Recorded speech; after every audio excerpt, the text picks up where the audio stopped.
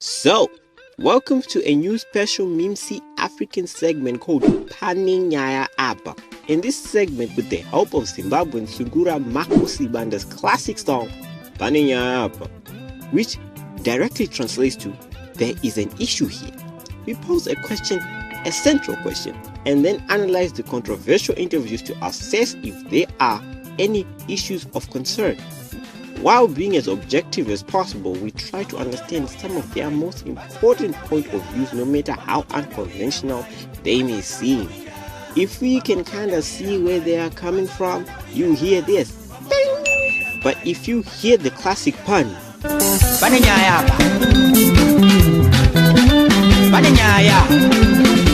it means that maybe this point isn't that convincing. And with all the point breaks of view, we will explain why. So at the end of the day, we would have come to a conclusion and a final thought about the whole entire thing. So, to kick off the very first installment of this series, we visit a Siyakureva village interview in Zimbabwe. Here, like villages such as Marange and Pane, it is a custom for very young girls to be married off into polygamous marriages to much older tribe members without even going to school. This is the same setting Oprah Winfrey's most favorite guest of all time, Dr. Terry Wright, came from. Just to make it clear, for most of Zimbabwe, marrying anyone under the age of 16 is considered both a cultural and legal violation.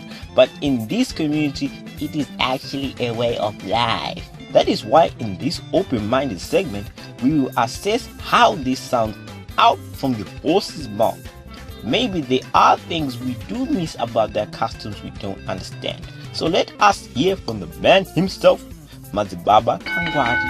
As our central question today is, can religion be used as a basis for oppressive sexism? I know some of you out there like, come on man, come on, do you even need to ask that? But again, a person is innocent till proven guilty. So here we are. Ndingati nini ndiri mupostori kuda ndichedza gwara rakanga richitevedzwa nababa vangu. Ndina vakadzi vangu vakadai navana vangu vakadai. Ndikarega chipostori zvino zvichireva here kuti ina handichafanira kunge ndina vakadzi nokuti vakadzi ava vari kundibetsera. Vakadai vakati se ikambani yangu vari kundibetsera. Ina handishandi handitese handi kushanda. Saka ini ndaingogara nechemoyo ndichingoti ini pane nyaya apa. Pane nyaya. And we're off to a best stop.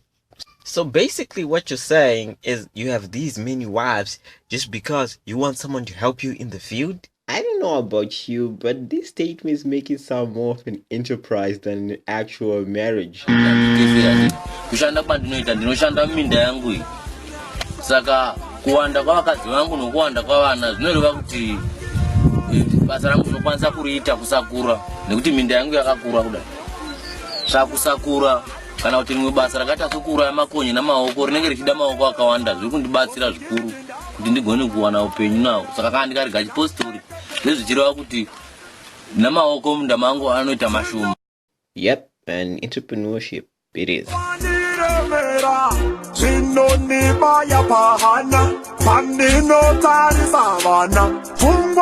Mama pamakarorwa nababa mune 16 years. Kuchikoro makamasvika pakadii? Kuchikoro ndakanga ndasvika form 1. Enda ndasvika. Mabatopedza form 1. Ndisati mapedza form 1. Pari zvino ndina vakadzi vana 4. Mukadzi wangu wokutanga ndakamuroora ane 16 years. Ko unotevera. Tinoona pane zvekamene mwakaita mudiki. Mwakamuroora ine makore mangani? Uyu ndakamuroora ane makore 11.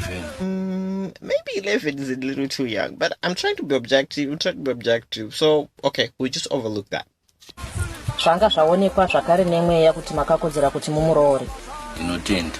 Imi pamakaroora mukadzi wenyu wekutanga aine 16 years. Imi pachenyu makanga mine makore mangani?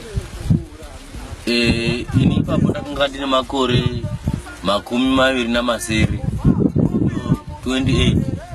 Kwaipo pamakarorwa imi maitonzwa kuzvigamuchira here kuti takuda kutoroorwa? Ndingati sezvo ini ndakaberekwawo navabereki vangu tichingopinda chechino, vabereki vedu vachingotudza kuti zvetinenge taudzwa nemweya hapana chinodini, hapana unopikisa. Saka kana zvatongokwana zvatongokwana. Imi makaroorwa mune 11 years. Makazoita mwana wenyu mava namakore mangani? Peva ndine 11 years. Pane Nyaya apa. Pane Nyaya. Okay, I wanted to overlook this, but 11, having a kid at 11 years, isn't that like a biological hazard? I don't think doctors recommend that. Let me just check. Nope, they don't.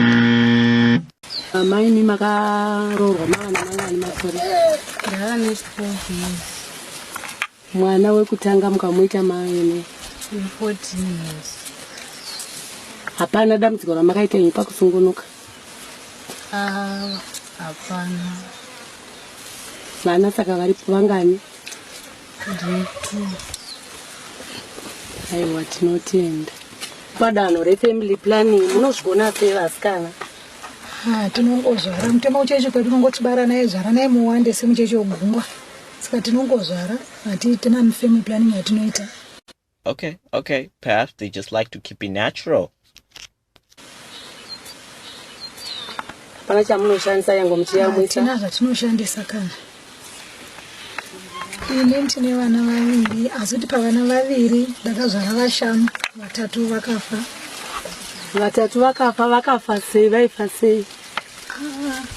Ngotorwara chinhu chidisa tindi kuzvipatara, ngotori kangogara kudero ngofonerwa Mwari. Yes, it can be God's will if a child is not meant to live long.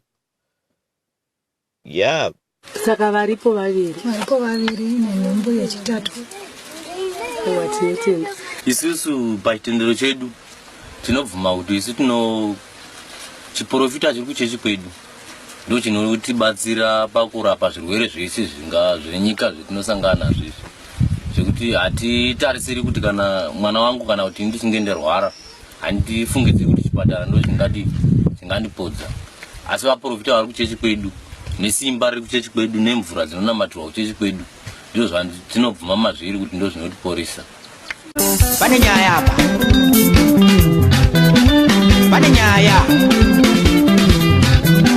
Okay, now here's the issue here. You lost 3 children just because you did not go to the hospital. But at the same time, you're claiming that you don't need to go to the hospital because the prophecy and the prophets can heal every disease that comes into the community, right? So that's a contradiction right there. Kana takatarisana nenyaya dziriko munyika mazuva ano dzechirwere cheshura matongo, munodzitorawo sei? Munombosanganawo here nadzo mukati mekereke yenyu?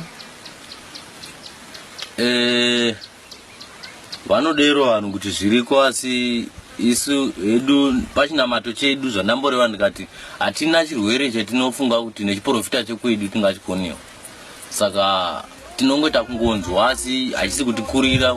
Again, we lost 3 out of 5 children. Just saying.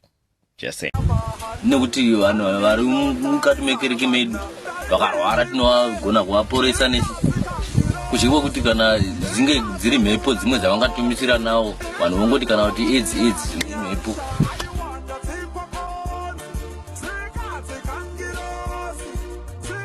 Munogara mese mumu?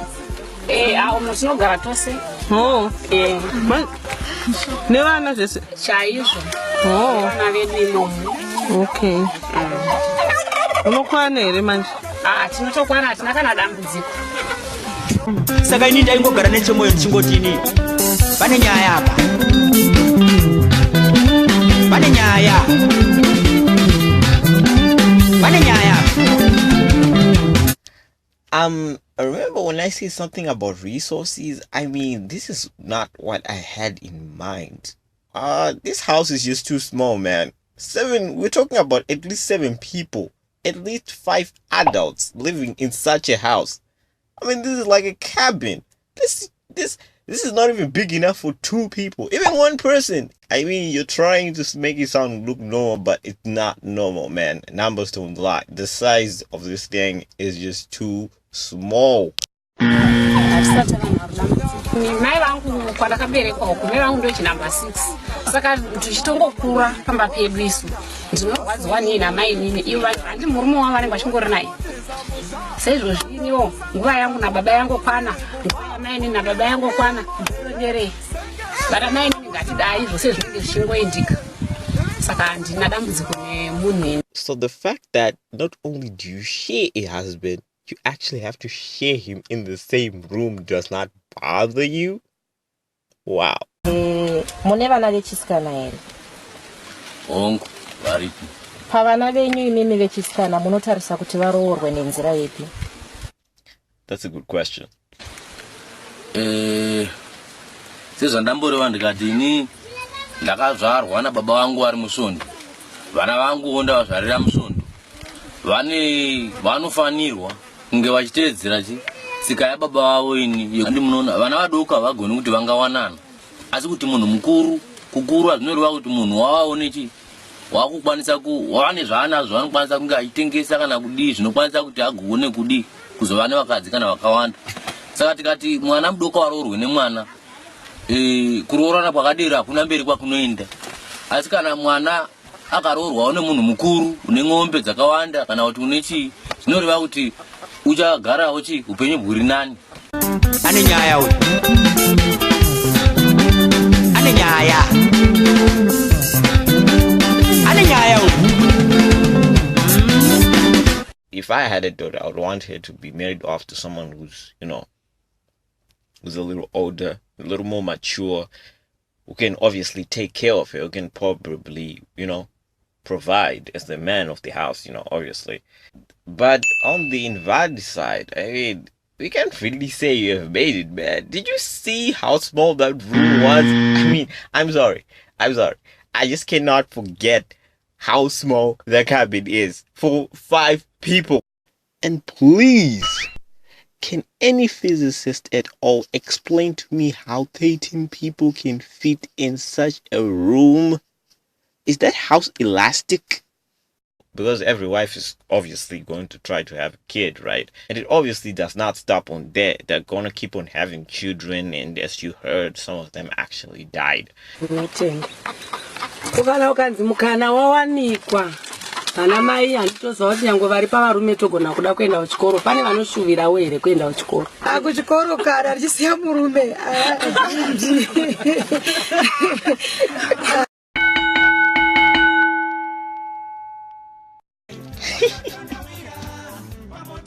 Okay, now this last part really killed me. But it's also sad at the same time because, that's how these women are conditioned. They're conditioned to think in a box, to say there is no world outside marriage, of which that's something as a feminist I'm extremely against. This is one of those things we have discussed again in church, of how the church can never see a woman being above marriage.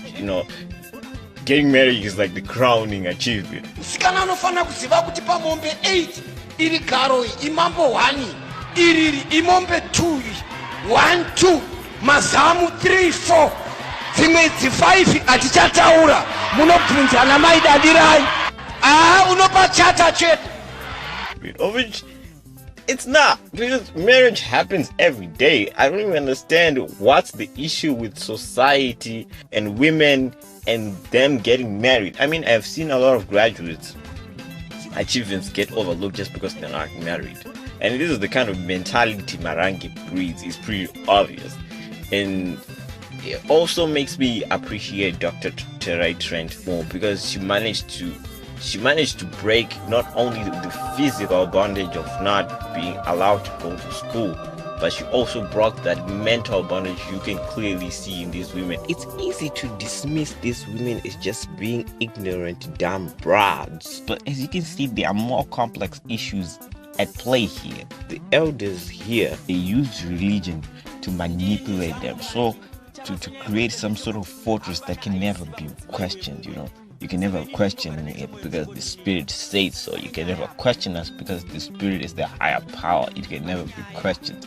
No matter how much they manipulate them, how much they seemingly oppress them. And it's pretty interesting how the spirit always seems to be convenient to the selfish needs of the man. This spirit seems to be really sexist. It's almost like it really does not like women at all. But they don't even see it. When you're conditioned in such a way, you're told from day one, this you're supposed to believe. These are the set of beliefs that you need to believe in. It's hard to look outside. Ndingati sezveni ndakaberekwawo navabereki vangu ndichingopinda chechino. Vabereki vedu vachingotudza kuti zvetinenge taudzwa nemweya hapana chinodini, hapana unopikisa. Saka kana zvatongokwana zvatongokwana. And as for the question, you heard it from the voices. And if you have any ideas or suggestions, the comment section is totally open, always 24/7. And thanks for watching Mimsi Africa's Pane, Nyaya, Apa. Till next time, guys. Don't forget to subscribe if you like what you see, hey?